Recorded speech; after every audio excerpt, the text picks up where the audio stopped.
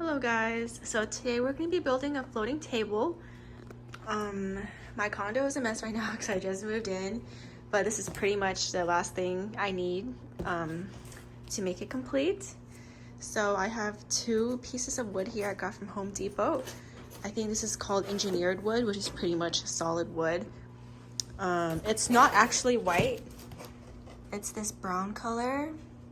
But as you can see, I'm going for a white theme in my house. So we are going to wrap it.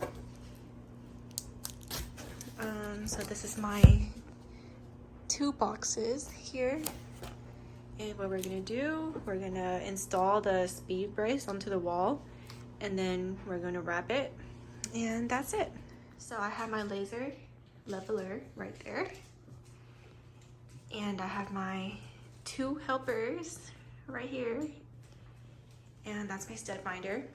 So basically we're going to have the table run about 29 inches evenly across. So as you can see, our table is pretty much at 29 inches. So with the table thickness, which is about 1.5 inches, that means we'll have about 28.5 inches just to sit and move around. This is my cat. It's kind of hard to get things done with him around sometimes, but he's very cute. What is it, Persian? Okay, break time over. So now we're finding some studs. So this is where our SpeedBrace is gonna go, and we got 4. So there's gonna be 2 on this side and then 2 on the other side. So these are my SpeedBraces. I got them from Amazon. It's about $20–30 for one. Each one can hold 500 pounds or 1,000 pounds per pair. And they're white, pretty sturdy.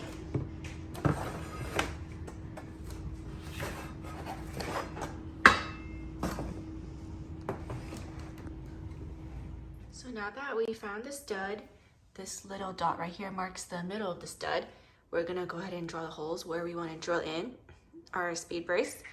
So we want to line the top up with the laser line, and we're gonna mark the holes where to drill, like so. Okay, so we're gonna take a break from wall mounting and wrap our piece of wood here. So it's from Home Depot, and it's 6 feet by 25 inches. And it's called a butcher block. And it's actually made for the kitchen, so I think it's somewhat water resistant. And yeah, we're gonna wrap it a white color with white carbon fiber wrap.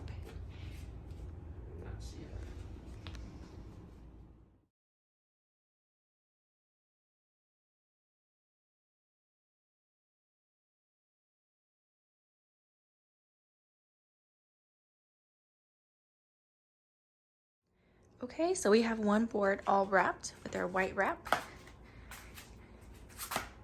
We just cut out a rectangle that fits the table, and then you use a hair dryer to do the corners.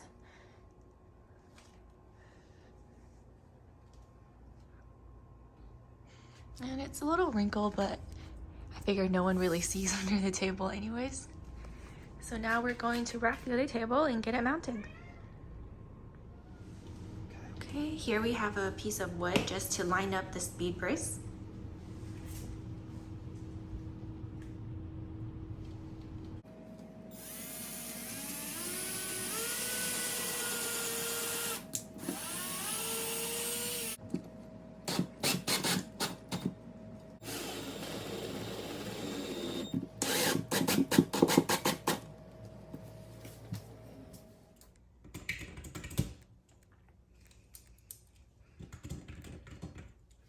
We marked the pilot holes for the SpeedBrace.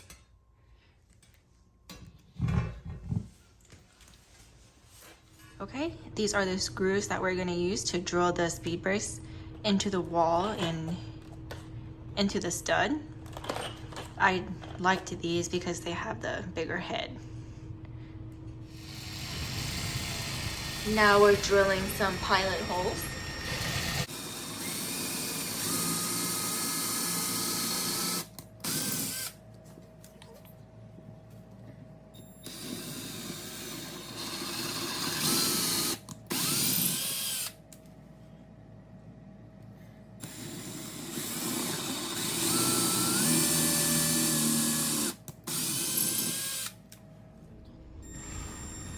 Now we're drilling the headlock into the pilot holes. And this is the bit that the nails came with.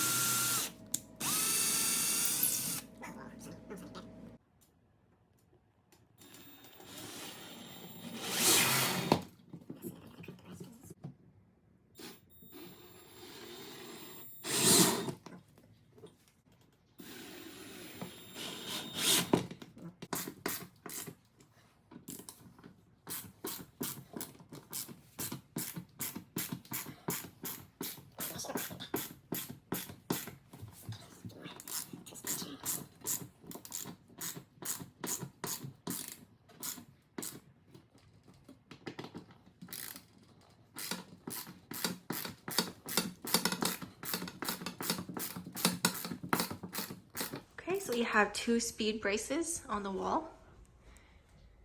Halfway there, it's level on the speed brace. And it's level on the wall too. So we're gonna go ahead and put half of the table on. Okay, we have half our floating table here. And we're gonna repeat the same process for the other half.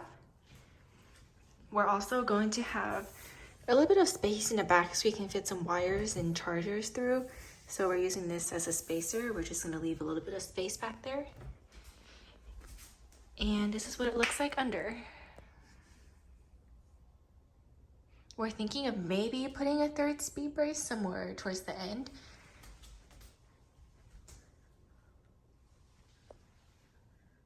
Okay, we're using these 1-inch number 6 screws to put the table to the speed brace, and that's with a 332 drill bit for pilot holes. For the pilot holes.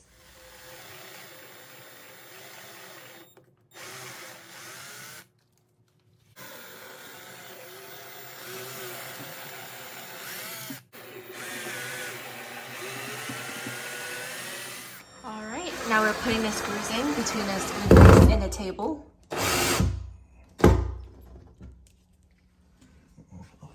And we have our little helpers right here. Okay, all the nails are in between the 2 speed braces and the table. So we're halfway there. There's a little gap on the side and in the back for wires. Now we're gonna wrap the other half and do the same thing again. All right, excuse the mess, but we finished the frame for the other half. So this is what it looks like. And the table is ready to go on top. And this is just to put a space on the wall so that wires can run through. And so it turns out that this speed brace was kind of taking up the space of this outlet. So we took the plate off and we're just gonna cut a little hole in the corner and put it back. Okay, I cut out a corner for the speed brace, and that's just the best solution for if you have a electrical outlet close to a stud.